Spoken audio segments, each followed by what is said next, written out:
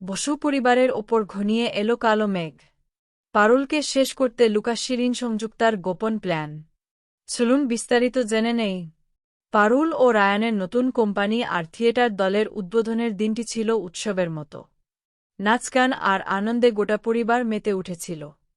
পারুলের সাথে যারা পুরনো চাকরি ছেড়ে এসেছিলেন, সেই সহকর্মী আর গ্রামের সাধারণ মানুষ, সবাই মিলে অনুষ্ঠানটিকে এক বিশাল উৎসবে পরিণত করেন।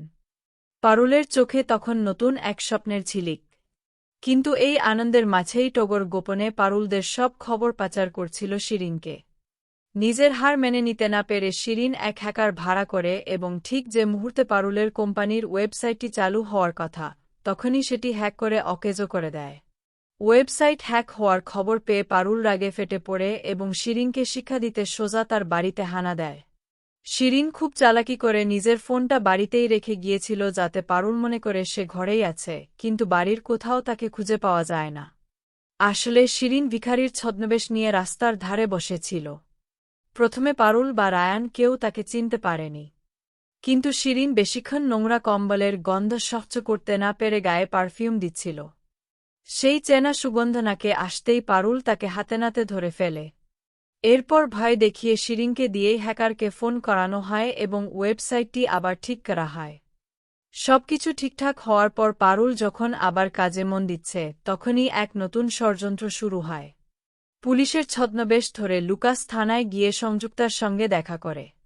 সে সংযুক্তাকে জানায় যে আজ সন্ধ্যায় সে থানায় আগুন লাগিয়ে তাকে ওখান থেকে ছাড়িয়ে নিয়ে যাবে।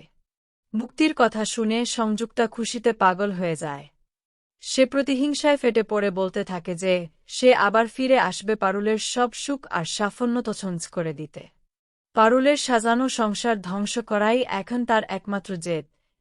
এরই মধ্যে অনিরুদ্ধ স্যার এসে পারুল আর রায়ানকে এক ভয়ানক খবর দেন।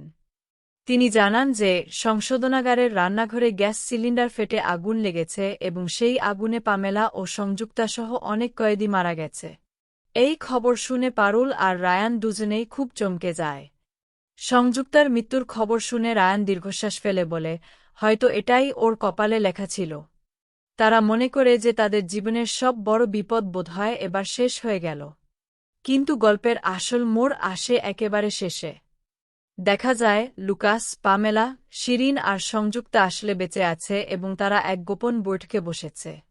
আগুনের সেই খবরটা ছিল আসলে সবাইকে ধোঁকা দিয়ে পালিয়ে আসার একটা পরিকল্পনা। লুকাস বলে যে এবার এখান থেকেই তাদের পরবর্তী চাল শুরু হবে।